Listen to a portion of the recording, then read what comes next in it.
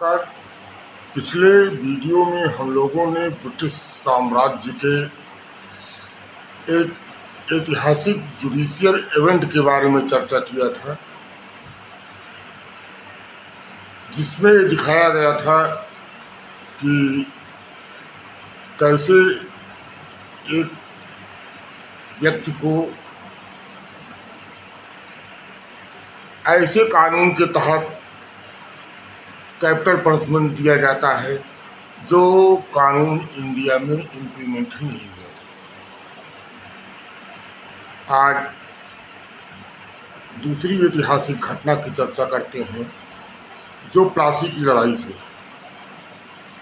प्लासी की लड़ाई के बारे में कहा जाता है कि प्लासी का विजय क्लाइव की बौद्धिक कुशलता और कूटनीति का परिणाम था, न कि ब्रिटिश कंपनी के सैनिक शक्ति और सैनिक कुशलता का परिणाम था।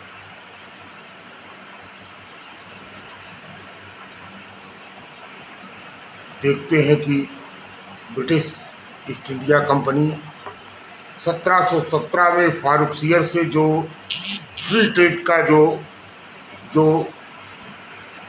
फरमान प्राप्त किया था, उससे जो है बंगाल, बिहार, उड़ीसा में करमुक्त व्यापार करने का अधिकार प्राप्त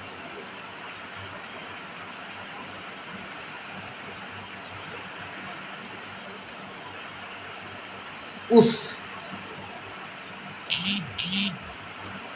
जो करमुक्त, जिसको दस्तक कहते हैं, तो दस्तक का ब्रिटिश ईस्ट इंडिया कंपनी और उसके कर्मचारी दुरुपयोग करते थे, जिससे बंगाल के नवाब को सीधे राजस्व की क्षति होती थी।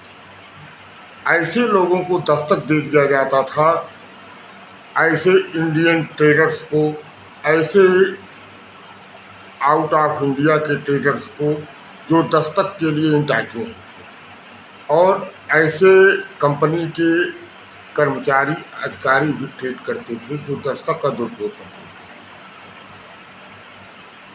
थे। इन सब जो ब्रिटिश ईस्ट इंडिया कंपनी का जो इकोनॉमिकल डोमिनेंस था, जो इन्फ्लुएंस था, उसके कारण बंगाल के नवाब और ईस्ट इंडिया कंपनी के बीच प्लासी की लड़ाई हुई। प्लासी की लड़ाई 1757 में ऐसे समय होती है जब अहमद शाह अब्दाली का आक्रमण होता है दिल्ली पर, और यूरोप में सप्तवर्षीय युद्ध शुरू होता है। ऑस्ट्रिया जो कंट्री है यूरोप में, ऑस्ट्रिया कंट्री के साइलेसिया प्रांत में उस पर वर्चस्व के लिए उत्तरी अमेरिका, यूरोप और इंडिया में फ्रेंच शक्तियों और इंग्लिश शक्तियों के बीच सारा युद्ध होता है। वह युद्ध दक्षिणी भारत में कर्नाटक का युद्ध हुआ, थर्ड कर्नाटक का युद्ध होता है। उसी समय अहमद शाह अब्दाली का आक्रमण होता है भारत में, और उसी समय प्लासी की भी लड़ाई हुई। देखते हैं कि इस पृष्ठभूमि में लॉर्ड क्लाइव की कूटनीति, छल नीति और डिप्लोमेटिक पॉलिसी ने कैसे भारत के भाग्य को बदल दिया। बंगाल के नवाब सिराजुद्दौला, बंगाल के नवाब सिराजुद्दौला के सेनापति मीर जाफर महत्वाकांक्षी आदमी थे। बताते हैं कि उसको मुख्य सेनापति के पद से हटा दिया गया था, जिसे मीर बख्शी कहा जाता था। असंतोष का एक कारण, राय दुर्लभ जगत सेठ जैसे व्यक्तियों को ईस्ट इंडिया कंपनी ने भय दिखाया। जिसको भय दिखाकर अपने पक्ष में करना था उनको भय दिखाया, जिनको लालच दिखाना था उनको लालच दिखाया। इस तरह से एक डिप्लोमेटिक कूटनीतिक पॉलिसी द्वारा ईस्ट इंडिया कंपनी ने प्लासी की लड़ाई जीती। बिना ही लड़े एक युद्ध जीता गया।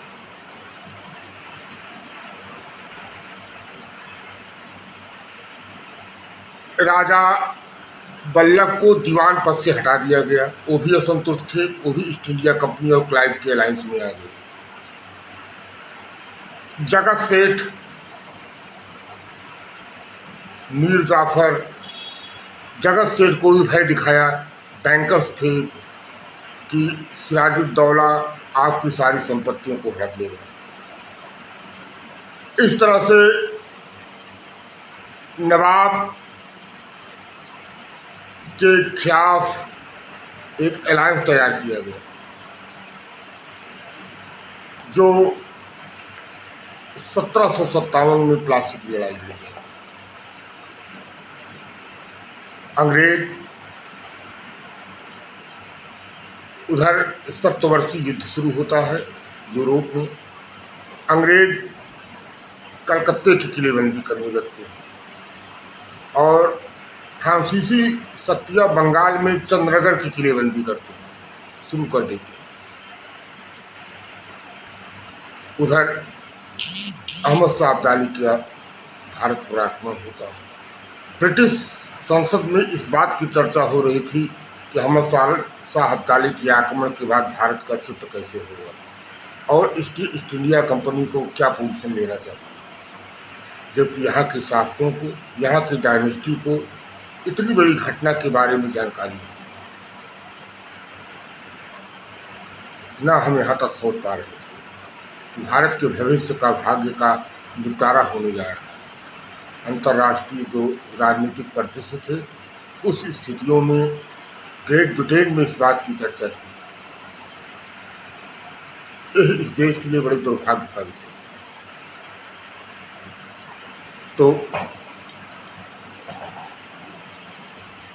नवाब सिराजुद्दौला ने कहा कि आपको ट्रेड करने के लिए आए हैं, आपको किलेबंदी की क्या जरूरत है, आपकी सुरक्षा का जिम्मेदारी हमारी है।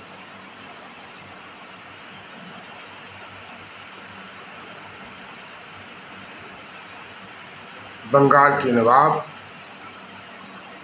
चंडीगढ़ और कलकत्ते का सर्वे कर रहा था, क्या किया जा रहा है, और ऐसा करने से बंगाल के नवाब ने रोका। यहीं से एक पृष्ठभूमि शुरू हो जाती है संघर्ष की। सिराजुद्दौला कलकत्ते को जीत लेता है। इस बात की सूचना मद्रास प्रेसिडेंसी में जाती है। वहां से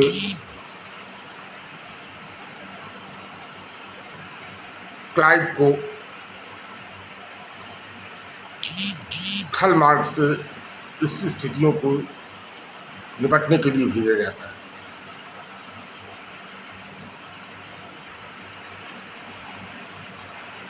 और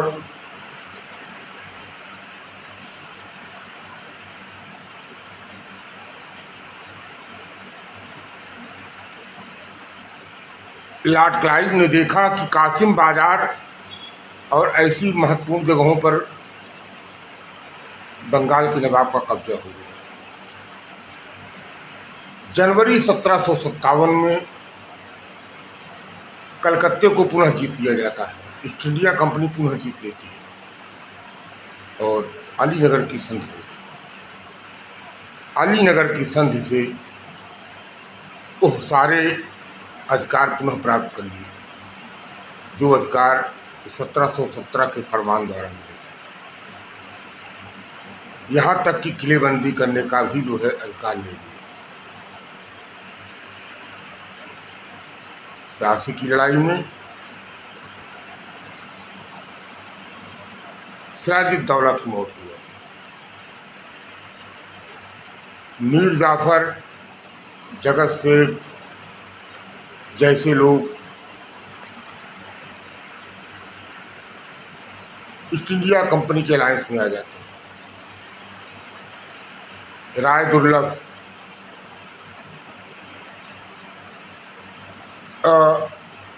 इस तरह से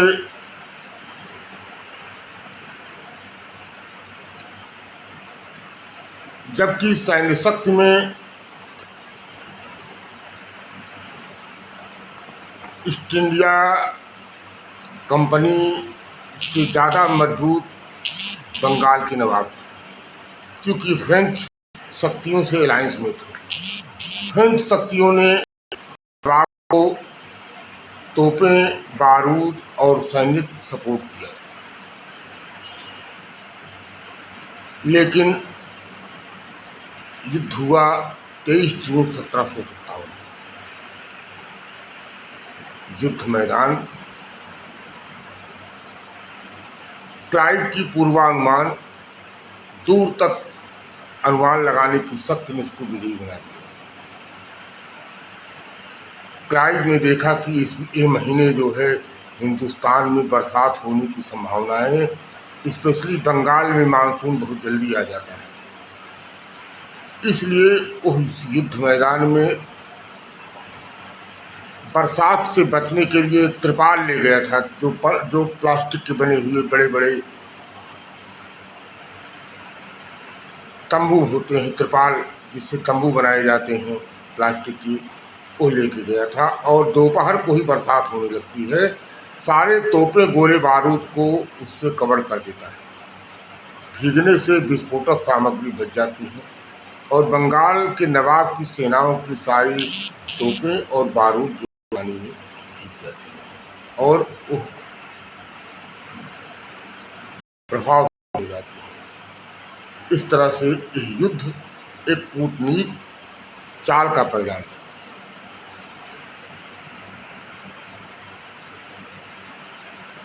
उधर कर्नाटक के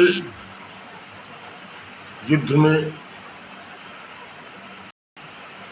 1761 1757 से 1761 के बीच जो तीसरा कर्नाटक युद्ध लड़ा गया, उसमें बंदीवास के युद्ध में फ्रेंच शक्तियों का दक्कन से बाहर जाना, यहाँ चंद्रगढ़ पर ब्रिटिश कंपनियों के प्रभुत्व से बंगाल से फ्रेंच शक्ति का बाहर जाना, इस तरह से 1761 तक आते आते यूरोप में जो फ्रेंच और ब्रिटिश शक्तियों के बीच संघर्ष हुआ, उसमें ब्रिटिश शक्ति